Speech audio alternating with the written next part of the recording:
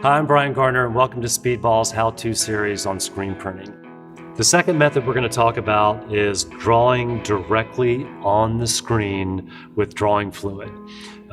This will enable the artist to actually draw or paint their own stencil directly to the screen without using any kind of cut paper stencil or digital film.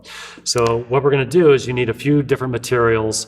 These are included in several kits. This is drawing fluid, and this is screen filler. And these two liquids are the things you're going to use to actually make this process work. And what we're going to do is you need an idea, or you need your artwork. And if you need a reference point, I like to print or draw on a separate sheet of paper, put it down on top of a tabletop, and then simply place your screen on top of that image. And now you can actually see through and have a reference of what you're actually going to paint. So be careful and not to lay your screen face down as if you were printing, because what will happen is this is actually a liquid. So when we actually paint or trace our design, we don't want that liquid to go through the screen and stick to the tabletop or to the reference artwork that we're working with. So we're actually going to turn the screen this way. And keep in mind that this is a positive working process. So if we're printing the screen with the screen down, we want to make sure our art is actually flipped over on the other side because we're drawing on the opposite side of the screen. So what I'm going to do is get the drawing fluid, and I'm going to make sure that it is completely stirred. This drawing fluid is used to draw your image positively, meaning don't think of negative or positive. We're actually going to draw directly onto the screen. And you can use a variety of brushes also. So there are some rules you have to follow to make this process happen. And once you do it using the materials that I'm showing you, then you can start experimenting and kind of creating things your own way. And so I'm painting this fluid directly on this screen. And those of you who are painters will actually like this because you really get a nice fluid brush stroke as if you were kind of painting on canvas here. You don't want to be too thick with this material. Try to keep things fairly lean. So after you're done drawing with the drawing fluid, you can actually just double check your screen. And if it's really an unwanted image or there's a mistake, you can actually wash this off with water. It's water soluble. So you can take it to a sink, take a very soft bristle brush, or even perhaps a Scotch-Brite, and very gently go over the image with warm water, and it'll take it right off the screen. You can see that during painting, the drawing fluid actually dripped through the screen onto my drawing surface, and I'm not that concerned about it. But that is precisely why we draw on this side of the screen, because it is a fluid and it might kind of drop through that screen while you're drawing. So now I'm just going to let this air dry. If you want to put a fan on it, perhaps a warm hair dryer will speed up the process of that drying. But for the most part, maybe 15-20 minutes later, it'll be dried and cured and ready for our next example of printing. So now we're back, and our direct drawing with the drawing fluid is now dry on the screen. And in order to make this process work, we're actually going to use screen filler. And screen filler is exactly that. It is going to not let ink through the screen wherever this is painted, or in this case, pulled with a squeegee. So what's going to happen, we're going to put a bead of screen filler, we're going to take our squeegee, we're going to pull it all the way across the screen We're going to let that dry, and then the blue drawing fluid will actually wash out of the screen, enabling us to pull a squeegee and go through those brush marks that we put on there. The screen filler could actually be used to just create your entire design. You have to think non-image area whenever you work. So make sure that when you do paint this directly onto the screen, you're actually leaving the screen bare where you want it to actually print. So two different ways for the screen filler to work. So right now, we're gonna mix the screen filler up and make sure you do stir it from the bottom, and that's really important. So make sure it's properly stirred. Try not to shake it because it can create a lot of air bubbles that could take quite a while to go away. And so that's why I like to use these little stirring sticks for this part. And also keep in mind that this is a liquid. So it's actually going to possibly drop down onto the surface that we're working on. So be sure to keep everything kind of lean. So when we put a very thin bead here, I'm going to take this squeegee in the same manner that we pulled ink before. I want to keep it at a 45 to 60 degree angle, moderate pressure, not too much. And the trick is to try to get it in one swoop, because this will actually start to dissolve if in fact the squeegee is brought back and forth too many times. So, you know, simple and sweet. Make sure you have enough of the product on there to pull one time across. If the screen filler does not go out to the very edge of it, don't worry about that, because before we print, we're actually going to tape the non-image areas and make sure that there's no screen printing ink going through there. So again, I do not want to squeegee this on the interior or the inkwell side of the screen. I want to use the substrate side. I want to pour a nice even bead of screen filler on the screen. Nice and even.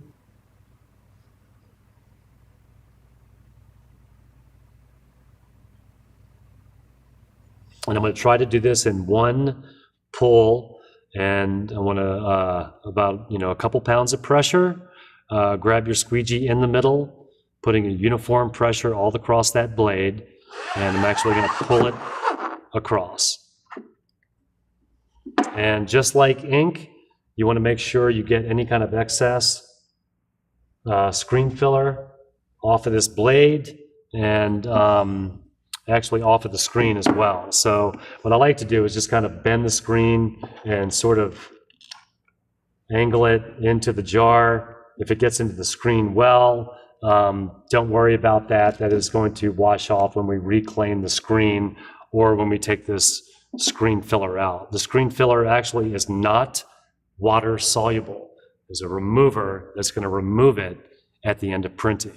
So we're going to let this dry and take you to the next stage of this process.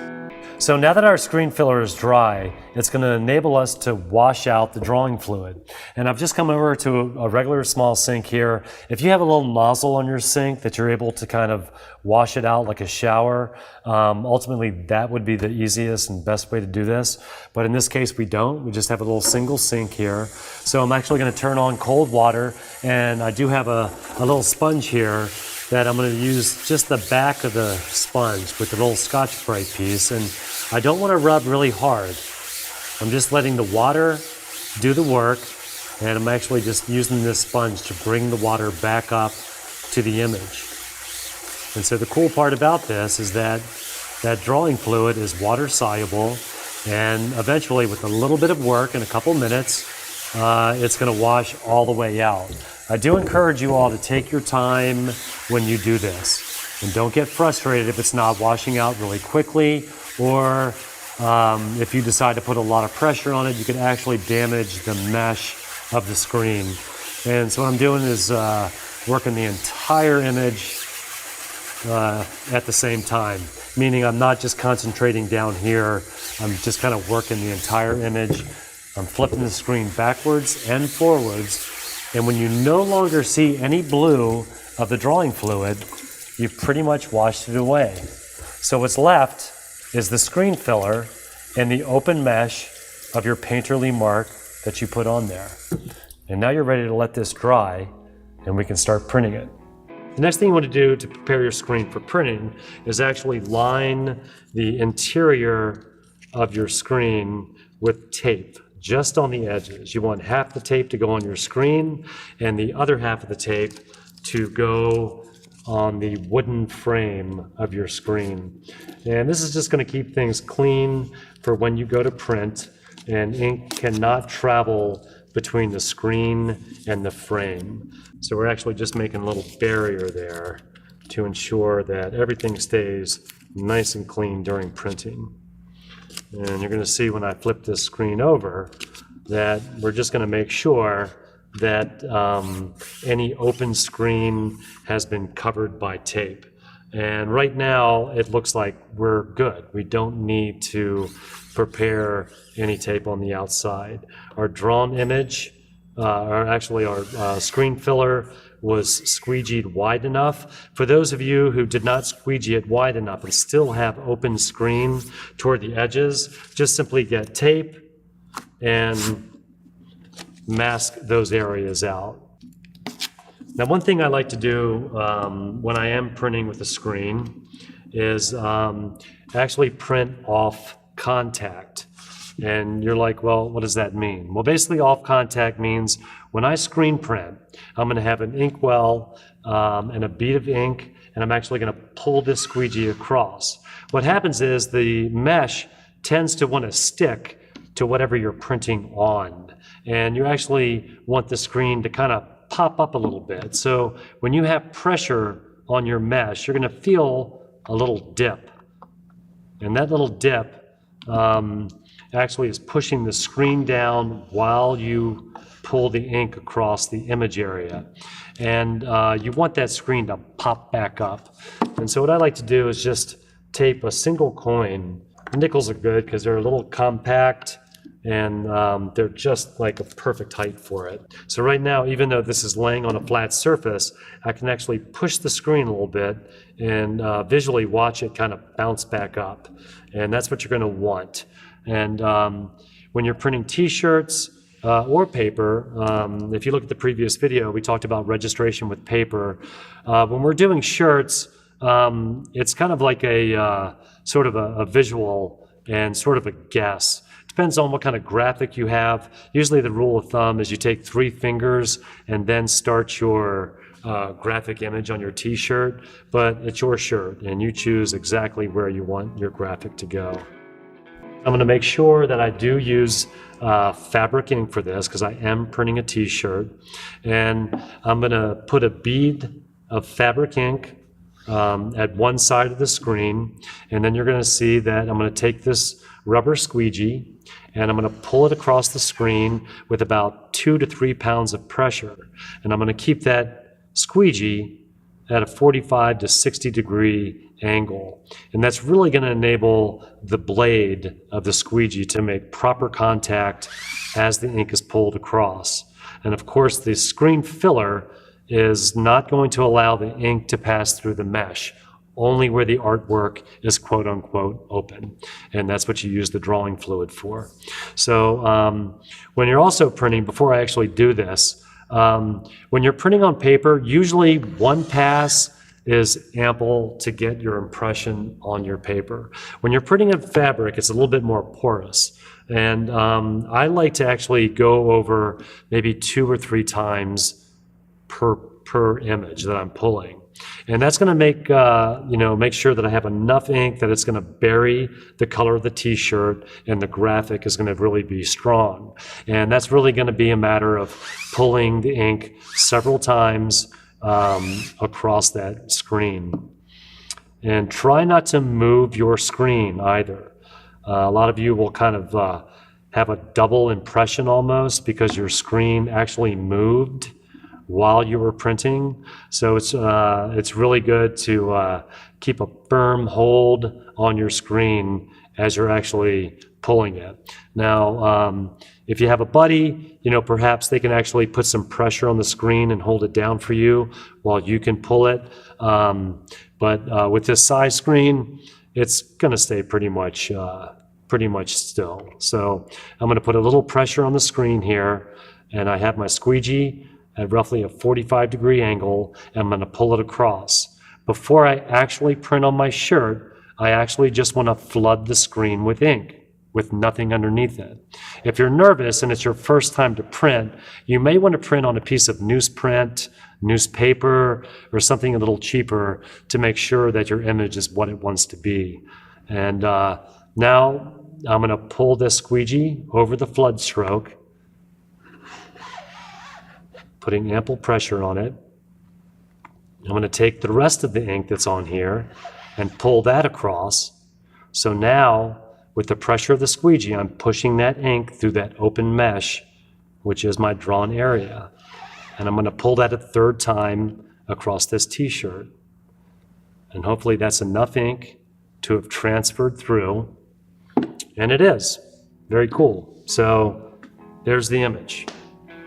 After you've printed your image, you may want to save this design for another day, and that's fine. You can clean the ink off of the screen, make sure your mesh is completely clear where your design is, and simply put your screen up for another day of printing. If you're done with this design, you could actually take away the screen filler with a screen filler remover, and that's what we're going to talk about in this next stage.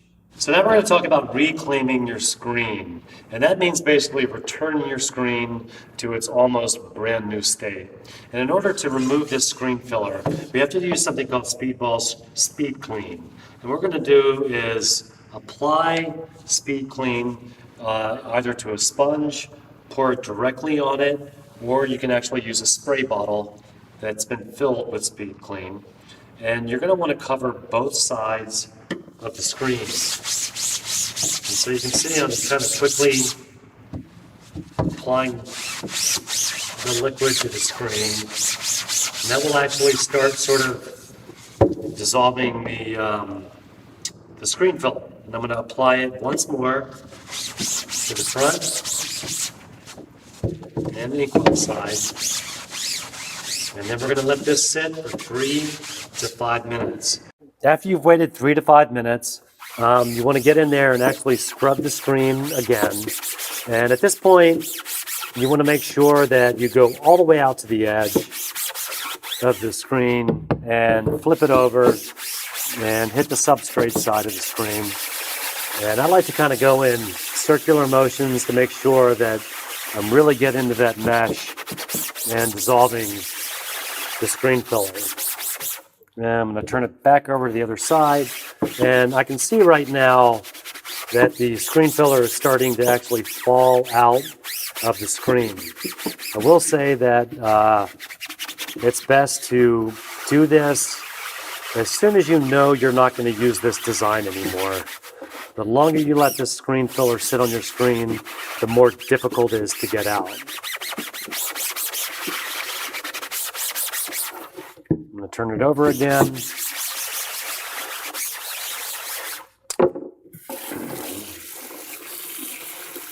going to clean my sponge. And you can see that just the force of this water is entirely cleaning that screen.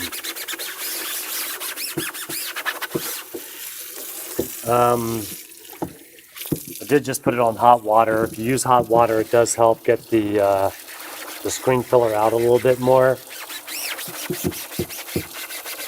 Depending on where you're doing this, if you're in the kitchen and you do have a little spray nozzle on your sink, that could actually penetrate this screen a little bit better to really make sure that your mesh is entirely clear.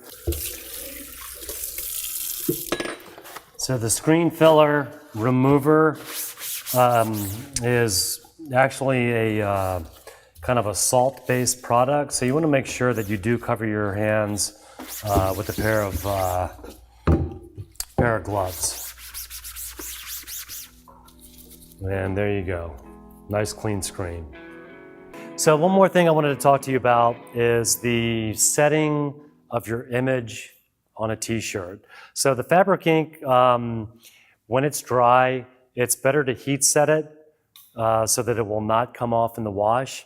And so what I like to do is, after it's completely dry, I usually like to wait a day or so, and I will put on kind of a slip sheet. This could be newsprint or computer paper or whatever kind of paper you have, and that's kind of to protect it from the iron. So I'm going to heat set it with this. If it's a cotton shirt, set it on a cotton setting. Linen, wool, make sure you set the proper adjustment. And then I'll place it on the paper and actually slowly move the iron back and forth across the image, not letting it stay in one spot for too long because I don't want it to burn. And the transfer of the heat from the iron to the shirt will actually set that ink.